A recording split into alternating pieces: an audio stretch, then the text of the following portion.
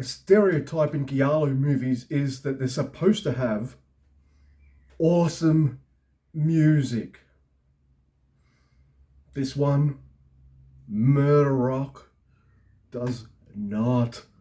It is directed by Lucio Fulci, and it's got like a million writers: Vincenzo Menino, Gianfranco Sorigi, Roberto Gianviti, and Lucio Fulci.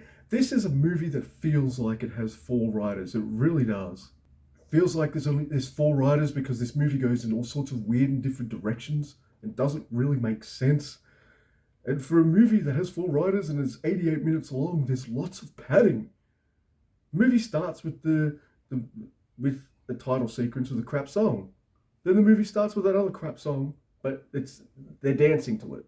And I'm just like, well, why couldn't that be the credit sequence? Now we've just that first song was like 5 minutes. What do you? So Murder Rock is all about these people in the dance academy being killed off one by one and then trying to figure out who it is. And if you thought that the cops would turn out to be useful, you haven't seen any giallo films ever, because that never happens. They suck. And they always look like they're doing a lot. And I'm like, all right, the cop might have something to do with the finale here, or finding out who the killer is. No, it's never the cop who finds out first. It's always somebody else. Always. One point it starts doing these weird dream things with one of the characters in the film, and then she meets the person she's dreaming about and thinks he's the murderer or something. I'm just like, wait, where did this come from? Why does this need to be in the movie?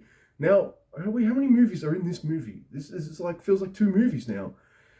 This is a really frustrating watch because on top of all of this, you're kind of confusing. The movie wants to go in every single direction at once. It'll develop some things and ignore others, or it's like establish so many things that when it does pay off something, you just be like, wait, what? Oh, okay, yep, fine. But what makes it even worse is, Keith Emerson, I'm sorry, man, but your music is absolutely awful in this movie. It is so off-putting. Sometimes it really works. The only times I feel like it really works is during the horror sequences, the slasher horror film sequences, and there's some really good parts. When the movie wants to be this kind of taut, tense horror movie, slasher flick, it is. Those are the best parts of the movie.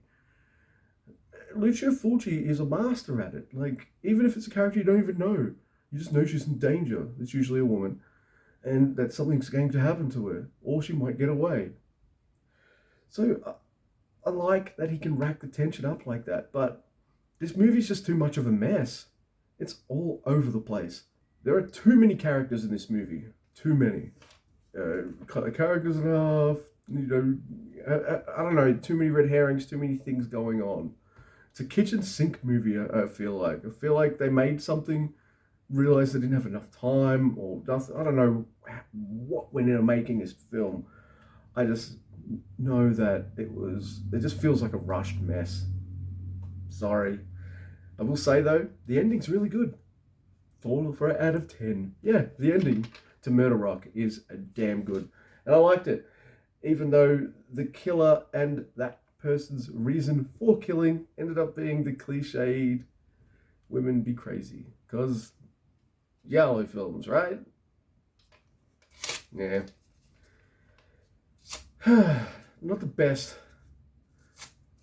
I mean, yeah, a couple of years previous, he'd only made like The Beyond. Like, what happened? He's such a bit of a hodgepodge of a filmmaker. He needs to cut down on his writing. He needs to cut down, like he's still directing movies or whatever. I don't know, man.